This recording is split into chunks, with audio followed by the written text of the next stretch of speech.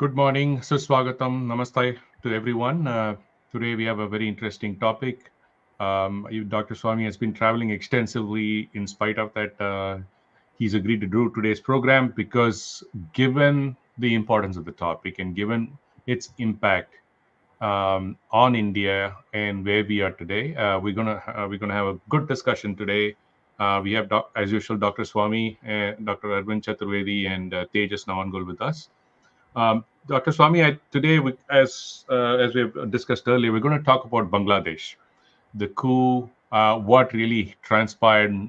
I mean, how come Sheikh Hasina was, driven out of the country, and how its impact on India, and specifically, is that a failure on multiple fronts from an Indian side? Essentially, is it a failure on the intelligence side? I mean, did the great James Bond of India, Ajit Doval, fail to see that this was coming? Long due. In fact, you had raised this. Is it something that that was a failure on the intelligence part, or was it even a diplomatic failure, even post facto? Um, uh, all said and done, whether she got elected fair and square is besides the point. But at the end of the day, a democratically elected leader has been kicked out of the country, really driven out of the country. And where we are today, we have a person who's just been plopped in that country to lead it, and no sight of having an election in sight. So with this, Dr. Swamy, over to you, and give us a picture as to where we are today on all of this stuff.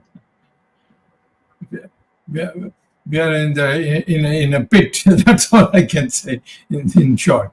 Anyway, let me say this: that actually the what happened in Bangladesh, the coup, shows the, shall I say, the bankruptcy or the impotence of the Modi government.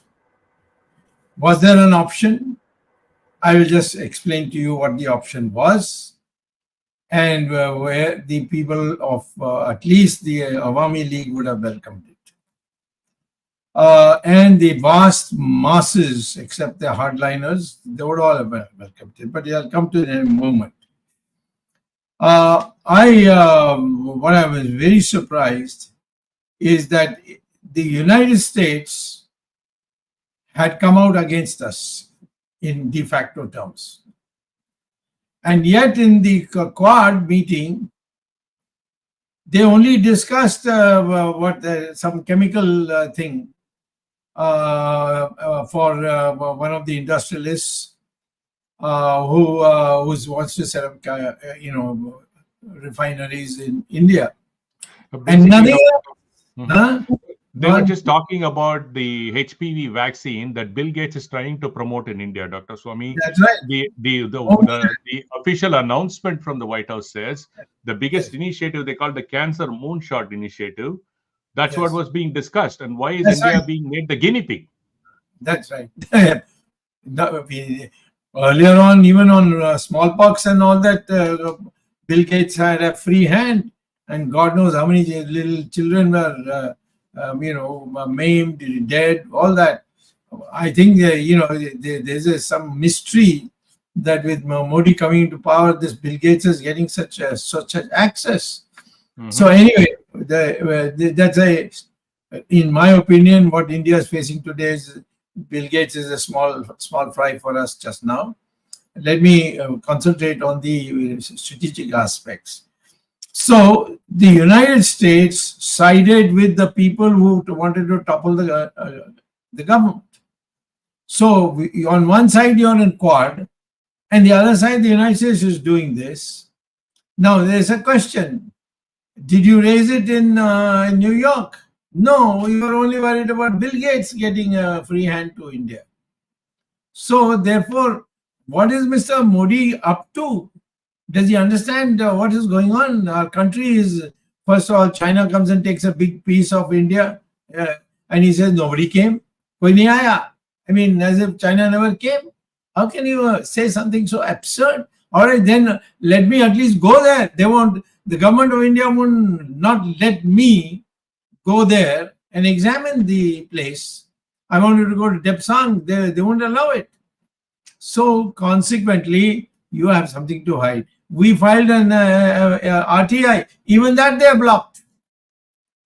Where we asked how much land was taken since 2020, and they blocked that question.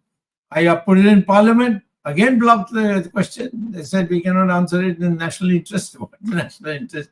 The Chinese know about it. What is the national interest? Only Indians have are dangers of national interest. So this is the point number one. What is it that is binding India? That we are not able to take a stand in our national interests. Our national interests can come in a number of ways. Now, you see, let me point out to you that our relationship with Bangladesh is special because we sent our soldiers to liberate Bangladesh from the part that was a part of Pakistan, and we sent our soldiers who died for this purpose, and ultimately we liberated the East Pakistan region, which later came to be called Bangladesh. Now, at that time, the question arose, did we have any rights? Yes, we have Hindus there. And those rights, are they recognized? Yes. I'll read out something which is a secret. I got it from a person who was a student at Harvard, and through long channels it came to me. And what does that say? That there was a meeting in 1971, before the Indian troops went into Bangladesh, a meeting between Indira Gandhi, Prime Minister of India, and Tajuddin Ahmad, who was then Prime Minister of Bangladesh. Of course, Mujibur earlier was the president, and this fellow was the Prime Minister. So Tajuddin was the prime minister at that stage.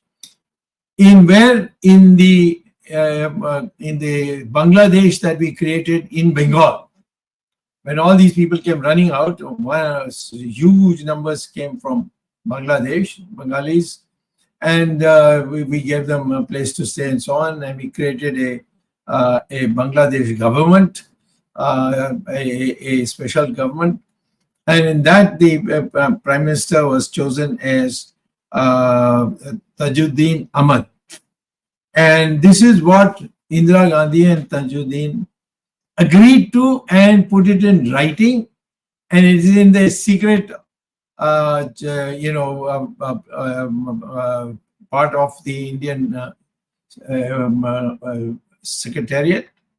And there, what it says is, it is permanently guaranteed. Now look at the word, permanently guaranteed. The two of them, Indira Gandhi and this Prime Minister, signed.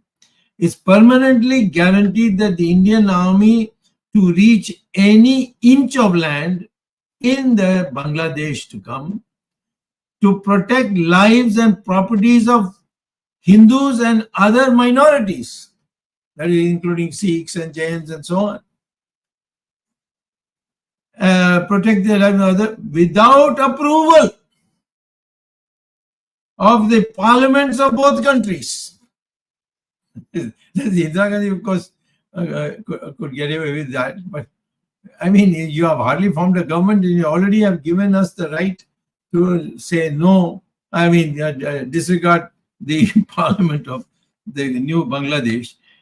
And remain there, without the approval of Parliament of both countries, and remain there. The Indian Army can remain there till the month or years of war.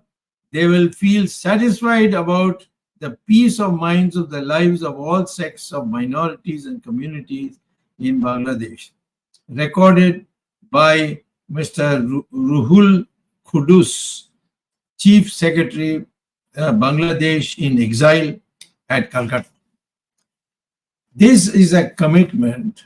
When the very first day when I said, send the Indian Army, people said, how can they cross the international boundary? I said, we have a commit now. Now I'm telling you, at that time I said it, nobody would believe it. I'm saying today, let the government of India contradict that such an agreement was there in 1971. Let the government of India give me access to their to the archives, and I'll produce it out of that. I got this from Bangladeshis, and therefore they are the ones to lose in this kind of arrangement where India is given free hand as long as you want for the sake of Hindus, and we let them down. We are supposed to be, BJP is supposed to be a party which stands up for Hindus who have been under persecution wherever they are. And we have betrayed that promise that we made. Now, let me add further that what is now happened is that the hardliners have taken over. The Hindus there are feeling absolutely scared. They are all scared that anything at any time. They have already been, by the way, butchered, raped, and all that in when the government was being toppled. And now they are afraid who's going to protect us. The Indians are not taking interest, and these people are anti-Indian, particularly anti-Hindu. So there's a fear. The Americans who talk about for human rights and all that, they're going to get probably a base to check China, and this government, which will probably be extremist in the religious terms, but will be probably pro-United States, and so United States would have consolidated its security matters. But I want to know, did the Prime Minister raise this issue in the Quad meeting that took place in New York? Not New York, what is that small island? Delaware, Dr. Swamy. Delaware. Sorry. You live in America, you know that.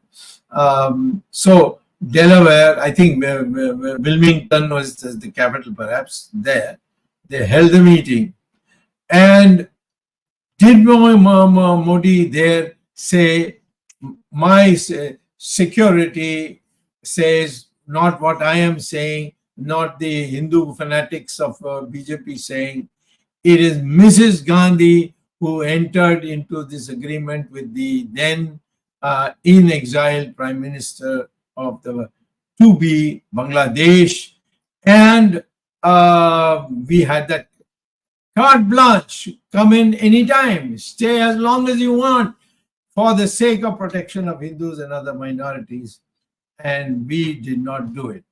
Now, Mr. Modi knows about this secret thing. Why he did not do it? Who was he afraid of? And if he's afraid of, is he fit to be the Prime Minister of India? I want to know. I mean, what is the use of being a Hindu if anybody can kick us around?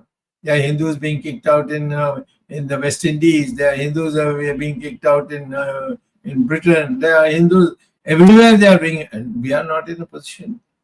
Big country, 1.4 billion. We have become a joke. We are not being taken seriously.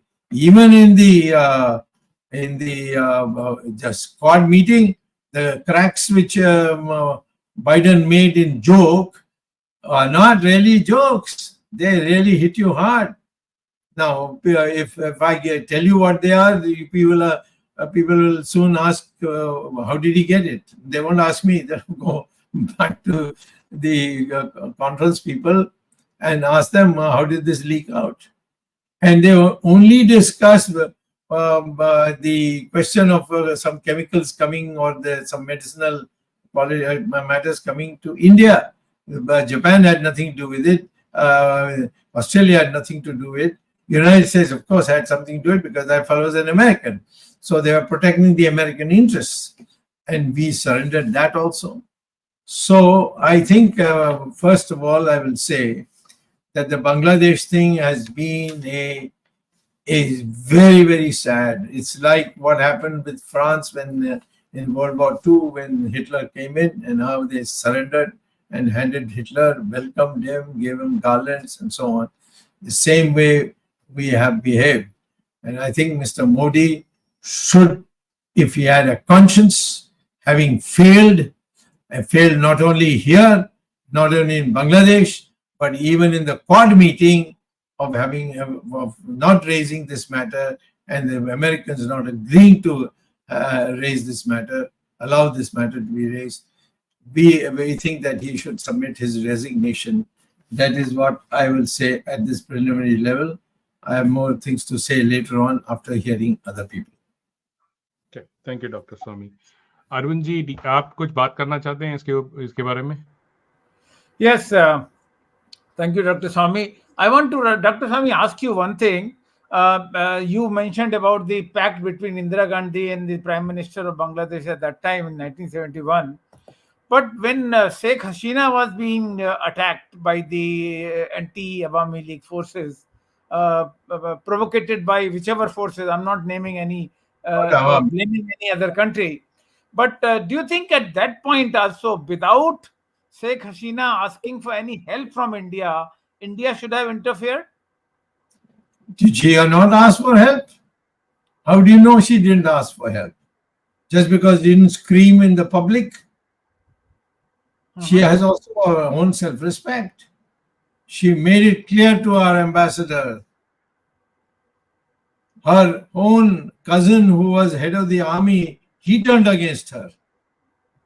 So that time she had no other alternative. How do you communicate? If she had publicly communicated India come, then she would have been declared as a tankhaya or whatever the Muslims call those who violate the Muslim code. So they would have, in fact, gone and butchered her perhaps. They wouldn't have let her even escape. So this is wrong to say that she didn't ask for help. Utter nonsense. She asked for help. They said, you come, we'll give you a place to stay. And now she's looking for some other place to stay because I think her son is somewhere in Europe or something like that. So what is the question is, what's the effect? We can't stand up to Maldives. They say, take your soldiers out. And we immediately take them out. The Chinese say, to hell with you. So, disputed, not disputed, we don't care. This is Chinese land. And you say, koi aaya nahi, koi gaya nahi. Nepal also doesn't treat you very well. Bhutan, which is always very complicit with us, now saying, no, don't worry about us. We can take care of China. We don't need you. So where are we? So I think the case is being made out, and Modi is an incompetent, unpatriotic Prime Minister of India, and the quicker he resigns and goes, or quicker those who have power in BJP kick him out. And then we claim about the protecting Hindus' rights, and what we didn't do anything for Bangladeshi Hindus. Not at all. How many of them were butchered? How many women were raped? We don't have the facts here. The international violence is still going on unabated. Yes.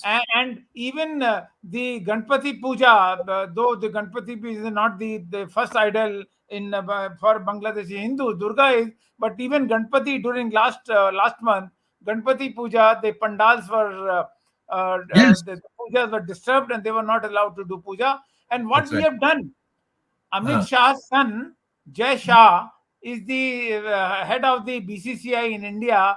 We invited Bangladesh test team to play cricket match. Yeah, that's it. And did not even protest, even if suppose this was a commitment based on ICC. But then they should have said that, or at least warned, given them at least warning that if this violence against Hindus is not stopped, we will not play with Bangladesh. Yeah. And we invited Bangladesh team to play the 2 test matches in India. Yeah, when you see, when people told me in the early stages, how can Modi send our army? I said, in our national interest, he can do it. But now, what is the argument? Yes. When this agreement is signed, or you tell me that this agreement that doesn't exist, and then we'll see how we bring out the original record. Maybe the Bangladeshis in power today, they may enjoy giving me the original document because it will embarrass Mr. Modi, like nothing.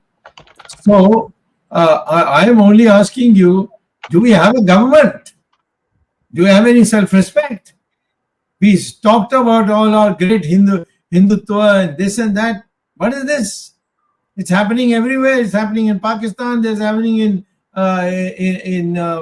Bangladesh. God knows what else, where else it's going to happen. Who will care for respect the Hindus if in your neighborhood you can allow them all to be raped, you can allow the Durga statues to be knocked down, Kali Puja to be blocked, all this, the country which we liberated, our soldiers died for them to be liberated. Yeah, in the light of this agreement that you are talking about, I think it is a historical fact that India government has been found wanting. Even when Sheikh Mujibur Rahman in 1975 was murdered, Sheikh Hasina's father. I mean, even at that time, India government did not act, though there was no BJP at that time. But I'm saying this is historical error, historical policy making, which has been gone wrong. Even 1975 or since then, whenever the Hindus have been at the point of gun and Hindus have been affected violently, and from 8% population they come down to less than 1%. None of the Indian governments have acted so far. And now we have an anti-India government there, though there is not a full-fledged government, but whatever system we have it there. And you have already mentioned about Mohammad Yunus, who is heading the government with the help of the US. And now, suppose they organize the elections, and the elections can be rigged everywhere. I mean, we all know. I'm not saying that India also we rig the election, but Rig Veda is very old Veda, so that rigging is possible everywhere.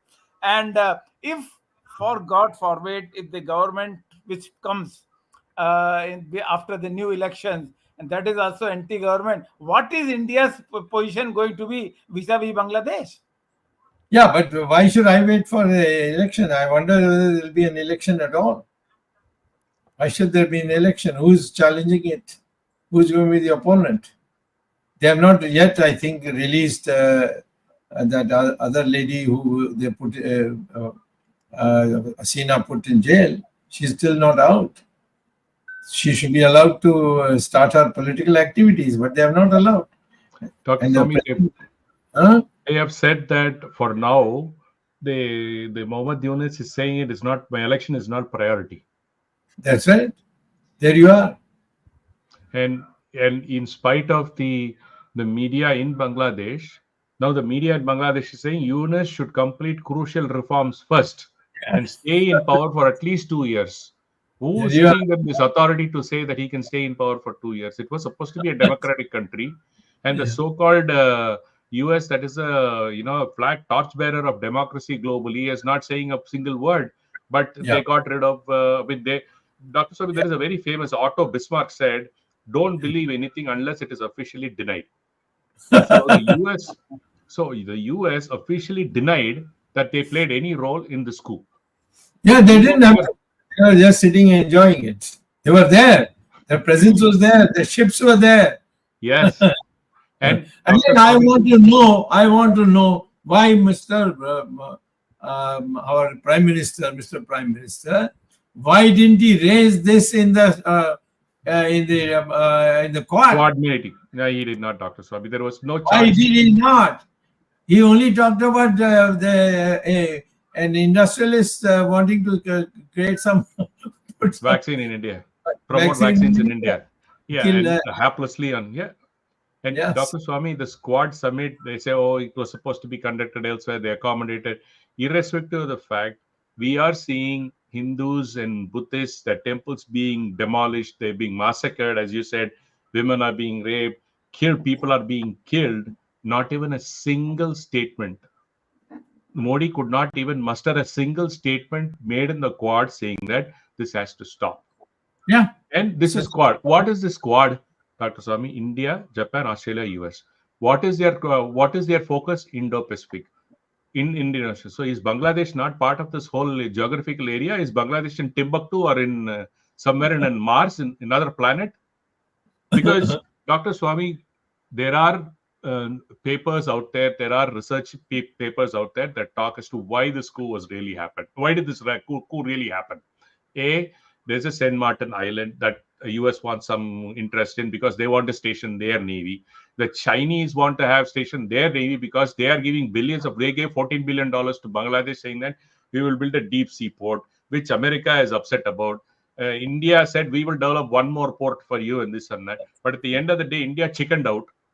Now it is a clash between China and US. India is just sitting in the sidelines and watching, saying that koi aaya nahi, even there. Forget about koi aaya nahi in the northern part of China occupying your own country. Here also, they just turned a blind eye. I think Modi's philosophy or foreign policy or anything is that very simple. If I don't see it, it doesn't exist. Ramesh, you live in the United States. You can tell us, is it a fact that Biden even forgot the name of Narendra Modi? Yes, Dr. Swamy, he's kind of said, okay, who am I going to introduce next? I mean, he said, okay, he struggled, and some assistant said, he pointed out to Modi, and he said, it's going to be Narendra Modi. And when Modi came up to the stage, he said, okay, he is from a small country like us and with a very small population. I mean, some people say he's senile. Biden is senile. I'm not denying that fact. But these kind of mockery and, they, as they say in Tamil, that you put a needle inside a banana. You prick people in a very different way, and that they've done this beautifully in this particular case. Because why do this? First of all, there is no need for this summit. And one more thing, Dr. Swamy, Trump announced it nationally that Modi was supposed to see him. He's going to meet Modi, and he's a good friend of mine, and this and that. Suddenly, MBA did a U-turn and says, no, we are not meeting Trump. Right? Yes. I don't think Trump would have made this announcement if Modi had not committed to seeing him. I don't think Trump is that. I mean, Trump is not that desperate to meet Modi, but unless Modi expressed a wish to meet Trump, this could have not happened. Of course, he did inform him, his people, now see, take another aspect of our relations with the United States, which is one of the two topics that we have today. Doval has been told to come to the United States. He will be probably arraigned before the court, and he will then have to be in jail till the case is over, because it's a murder case. Yeah, he attempted murder on Panun. Yeah. And as a consequence, Doval has skipped going to America this time with Modi. Now, I can't believe that your Americans are your friends, or that you have been able to cultivate them as friends. I certainly would like to have good friends with the Americans, but I know the American psychology.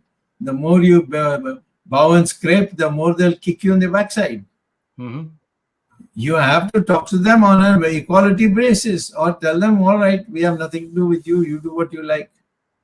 We'll take care of ourselves. We'll close down all American companies in India. So I am only saying I'm more concerned about what other countries are doing to me. I am concerned about the loss of prestige of India. And every giggle, what is the use of everything? Even now, audience in America is being taken from India by Air India to go and cheer there and have a good time in America and come back. This is the... That is, and it's happening in country after country. I'll give you another example. You look at the picture of this Quad meeting. All the ministers of foreign affairs of the four of the four, the three, they are sitting in the first row. But our Jawaharlal Nehru University expert, he has been kicked to the second row. Why? I mean, there are only four. There are so many chairs there in the first row. How come he's sitting there in the second row? Yes.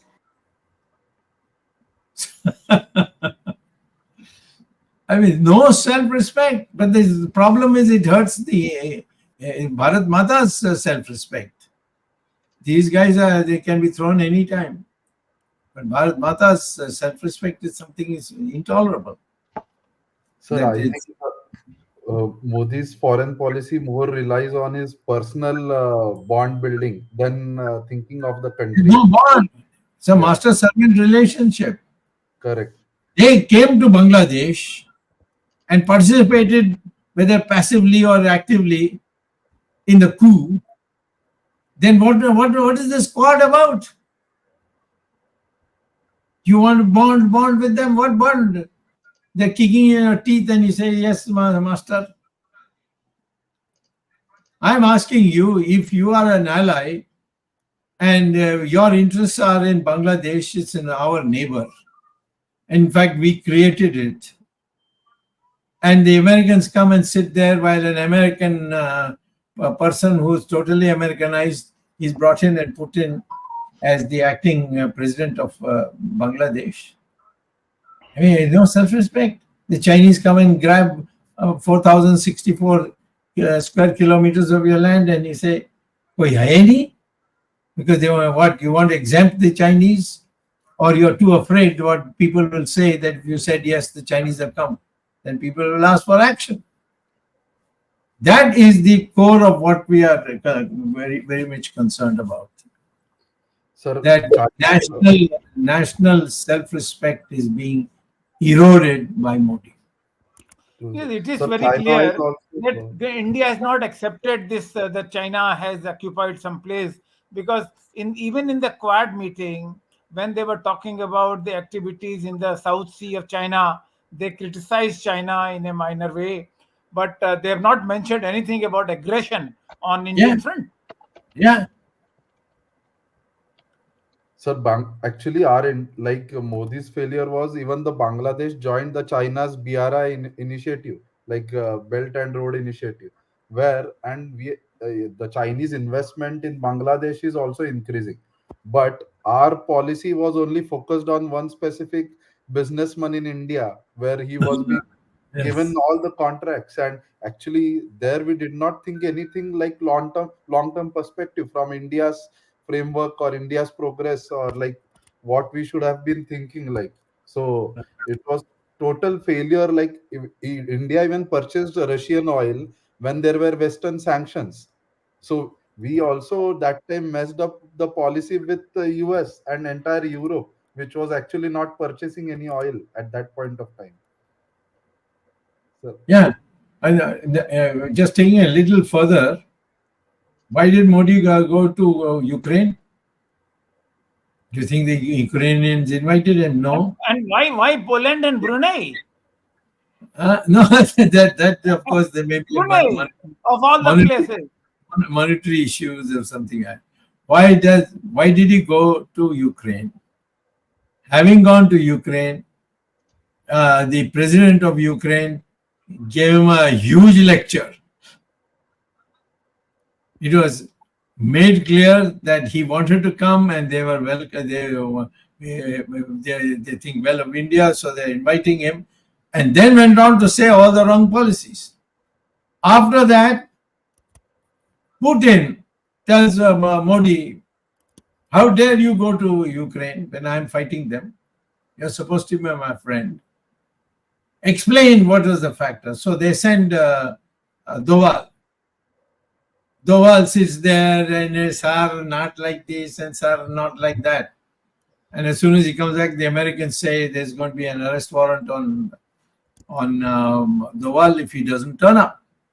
And if he turns up, he'll have to be on bail. And since it's murder, he can't leave the United States of America. So your national security advisor, if on bail, if not in jail,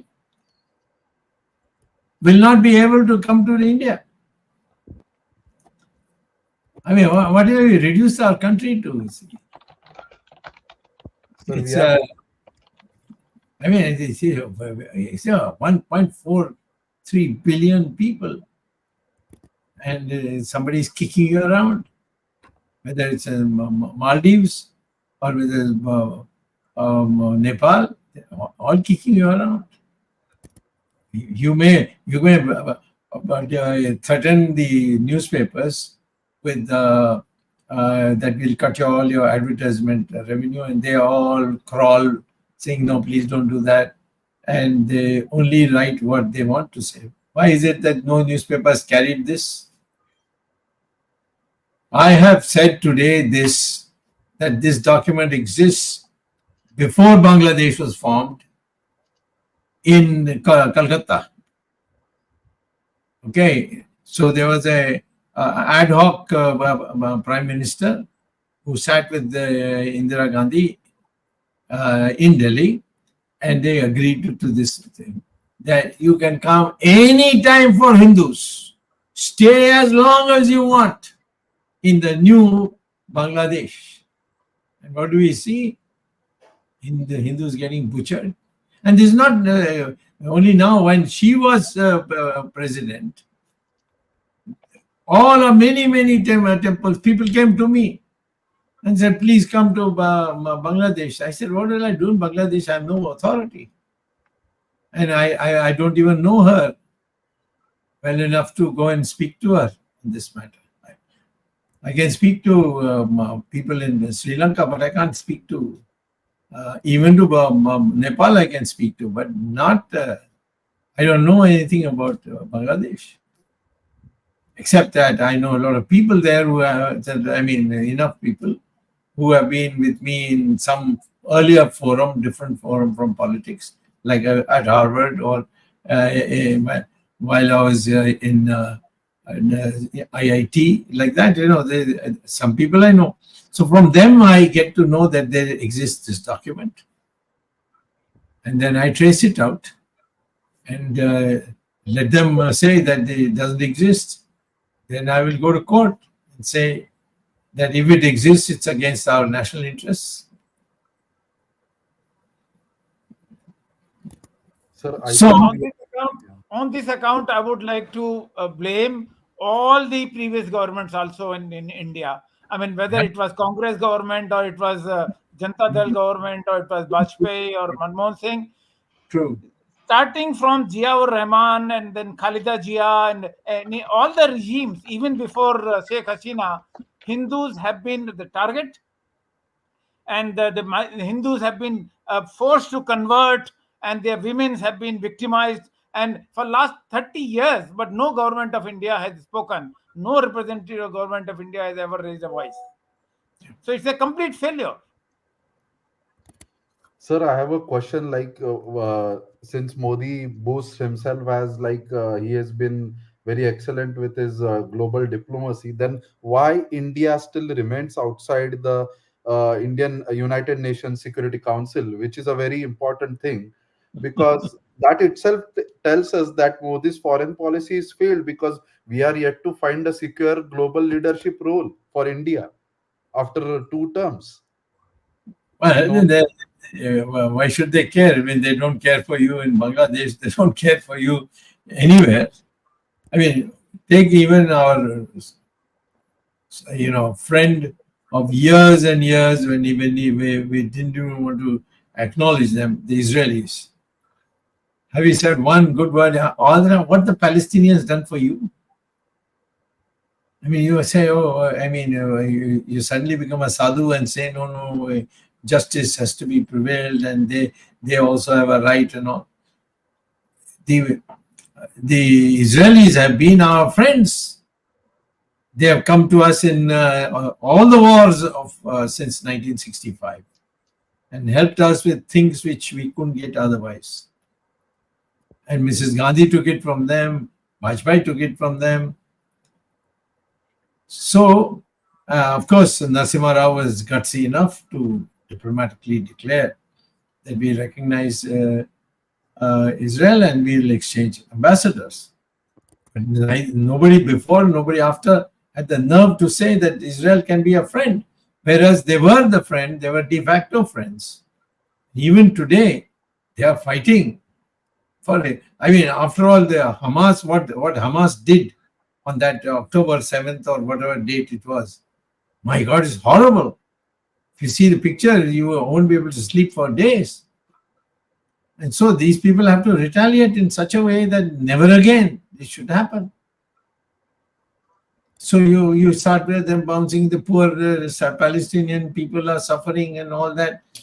Well, I mean, of course they are suffering. It's very sad that they are suffering, but in war, ordinary people suffer a lot.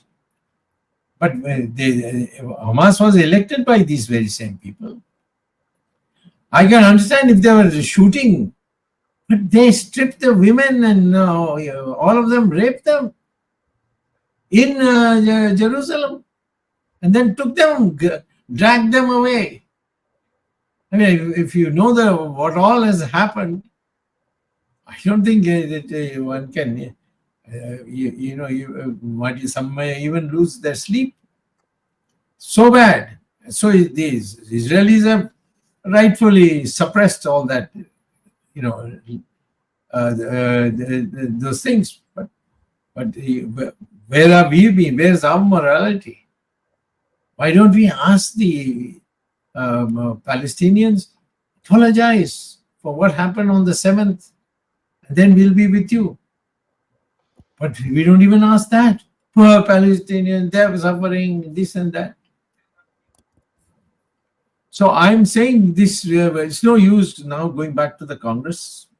I agree with Arvind Chaturvedi that I don't think Modi is exclusively the villain in this situation. But that's not we are supposed to be a different party, a party with difference. That's what we used to say. And if you can't defend your Hindus, then why call yourself a Hindu party or a pro-Hindu party?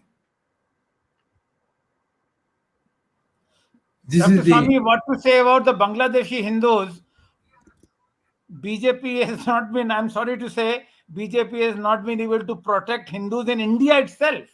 and they have been doing all anti-Hindu activities in the name of Hindutva. I mean, yes. The temples that have been taken over by the government of India and by the BJP state government, that is also opens our eyes. Yes. I had to go to Uttarakhand, do you remember? Yes. I did in court against our own government, and I'm doing the same thing in Maharashtra. Yes. And they will all talk Hindutva. But when it comes to temples, they're all looting the temples. So, yes, I agree. Same thing happened in Karnataka, wherever we were in power. Perhaps the only place I can think of where we didn't do any such stupid thing was Assam. Even in Uttar Pradesh, he came close to getting tough with some for some temples, but then he was persuaded to stay back off. So I think there's something, this Jekyll and Hyde nature of leaders of the BJP who are with Modi, something that we have to think. I mean, if you want to save the party, Modi must go. With Modi, we can never revive again because people have found him out. And I'm going the length and breadth of India every day, somewhere or the other. I just come back today from Punjab. Nobody wants him. And when I say nobody, it will be 70%, 80%. Yeah, I think the coming state elections in 2 states and later on another 2 states, that will also prove, and that will put a stamp on this. Yeah. Maybe you will declare no elections till one election. Now you say one nation, one election. They may say one nation, no election. Sir, one more thing I want to mention it. I have said it in the earlier program. We had one similar program on foreign policy in July. Once more we discussed in August. And I said at that time, the Indian prime ministers, including Mr. Modi. Of course, Modi is the current prime minister for 10 years, and so the blame goes on him. But including Nehru, Indira Gandhi, and whatever, except Manmohan Singh, perhaps, every Indian prime minister has been craving for Nobel Peace Prize. And Yes. for that, they have been doing everything. I mean, if you talk about Atal Bihari Vajpayee, I mean, he took a bus to Pakistan, and what General Musharraf did in Agra, we all know. So, Yes. and same with Modi. Modi went uninvited to Nawaz Sharif's wedding. I mean, things like that. That's what we are doing, and then we're taking a neutral stand on Russia and Ukraine. And I said it in the last program also on this issue that they did no policy be taking a neutral stand. I mean, you have to be on one side. And the way he hugs people, and Ramesh has said he wants to be friends with everybody. He wants to become Vishwaguru by that. Urdu में एक बशीर बद्र शायर हुए हैं, उन्होंने एक बहुत बढ़िया शेर कहा है कि कोई हाथ भी न मिलाएगा जो गले पड़ोगे तपाक से, ये नए मिजाज का शहर है, जरा फासले से मिला करो. See, I would say the fact is that there is no accountability anymore. No democracy can survive without accountability. Discipline has a limit. Discipline is an orderly way of doing things, nothing more. It doesn't call for silencing people. Now today we are in this situation where people are. All our news now you are getting only from these private publications. That is, private means those who are not in the mainstream of newspapers and media. You can turn on the usual media, the big five, as one can call them. You will not hear one word of criticism of government on a policy matter, or at least call two people, one who is opposed to the policy, one is for the policy. No, they don't. They are told that your income that you get from advertisement will close it off, and then the newspaper will collapse. So this issue of Bangladesh, in my opinion, is a turning point. It is blatant surrender of India's morality and its commitments. So that's why it's important to know, and it has ramifications. He went to the what is that committee, Quad, Quad, but did not raise this issue. Why? The principal Modi was with Biden. Biden was the principal in this Bangladesh operation by sitting by and ensuring that nobody will come while they complete the process, and they will get some kind of a base. So these are the things that we have no more any right to think of what other countries are doing is wrong. The question is, are you doing what you have the power to do? And if you're not doing that, don't blame anybody else. So, Dr. Swamy, I'd like to make one point, Dr. Swamy. Yeah. What Modi has still not realized. See, we have seen a diplomatic failure, an intelligence failure. I am looking at this going to have an impact even on the economic side, Dr. Swamy, because Bangladesh is going to go through some economic crisis, and that impact is going to have a direct impact in India. Because what's going to happen? People are just going to start streaming across the border. As such, we have porous borders, be it the north, south, east, or west. This, in my personal view, Dr. Swamy, is going to have a severe impact on specifically states of West Bengal, or they're going to bear the brunt of this huge migration. And the second part, Dr. Swamy, India has been completely silent, blind, to the atrocities committed on Hindus in Bangladesh, not even raise this topic in the UN, saying that something has to be done. Why has India not raised this? I understand, Dr. Swamy, he could have raised it in Quad.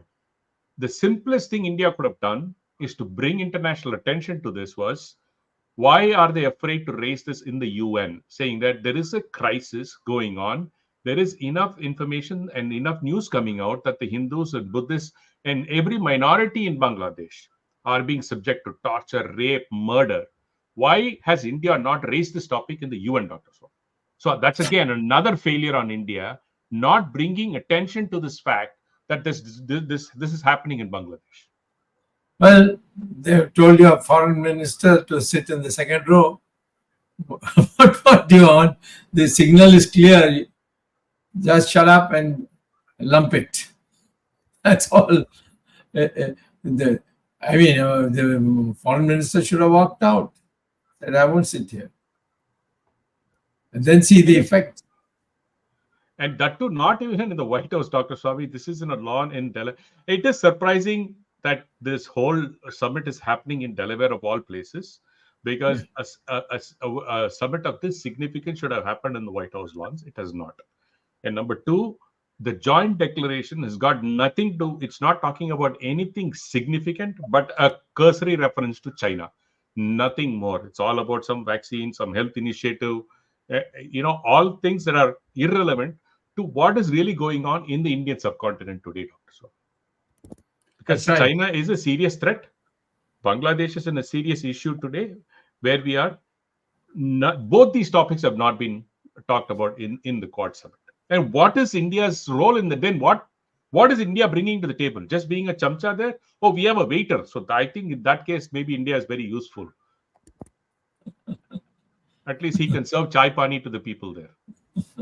I mean, going to such an important summit, and as you said, not raising this issue is an opportunity lost completely, and it is a betrayal of the Hindus in Bangladesh. Yes.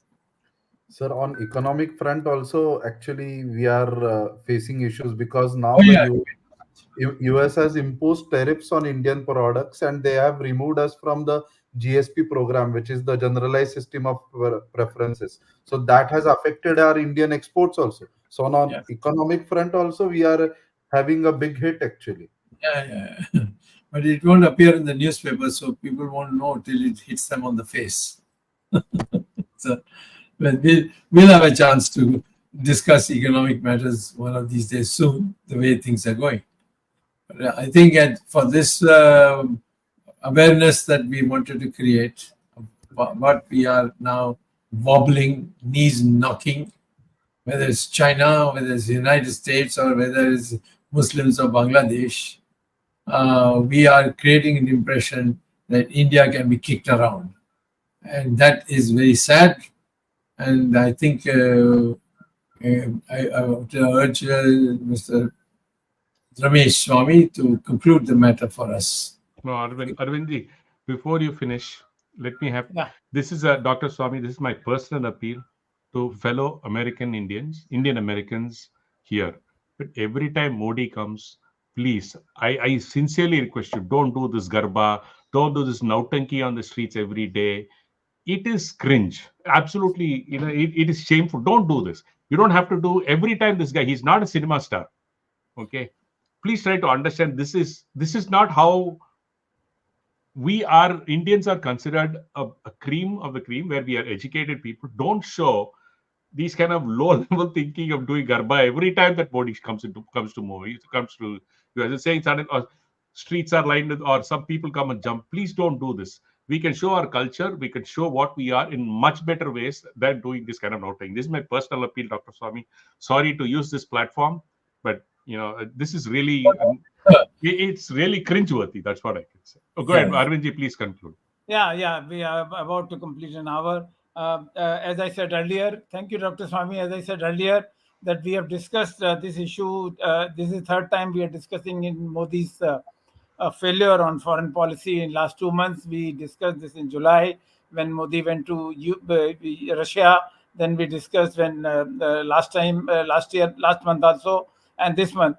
And every time, the Dr. Swamy, you have argued, and with the very convincing arguments, that how Modi and his external affairs department has completely failed. In fact, what Tejas said just now, he has not only failed on foreign affairs, he has failed on economic affairs in India. He has failed on domestic affairs, the internal affairs. In fact, 100 days, which was celebrated just few days back, this 100 days is actually 100 days of failure. And the BJP, the sooner they find solution, the better. And it is not that the BJP government Modi government has failed only in these 100 days. As I said, as Dr. Swamy has been saying, economy has been going downtrend in 2016 onwards, and there has been no correction. And though we have just recovered from the COVID failure of economy, but still we are miles away from the targeted growth. And therefore, the blame should go only to the Prime Minister and his cabinet team. Thank you, Dr. Swamy, for raising this issue once again. Very important issue, and bringing in to the light the 1971 thing, which was not mentioned by many people. You brought it today again when Indira Gandhi had an agreement with the Bangladesh Prime Minister. Thank you, Ramesh. Thank you, Tejas, for being with us. And the technical team led by Ashish Shetty, Gadgi Rakesh, Ishwar Iyer, Surya Swaminathan was not there. Gadgi Rakesh, Swaminathan, Tejas Navalgul, and Vishal Mehta, Ajesh Nair, and Gurdat Sethi. Next Sunday, Dr. Swamy will be traveling to Prayagraj, and therefore next Sunday we will not have a program. In fact, last Sunday also we celebrated Dr. Swamy's birthday in Sringeri, and therefore we did not have the Words of Wisdom episode. Episode number 247 will now be on 6th of October, skipping the next Sunday. Thank you very much. We'll be meeting on 6th October with a new topic and Dr. Subramanian Swamy. Till then, Namaskar, Jai Hind.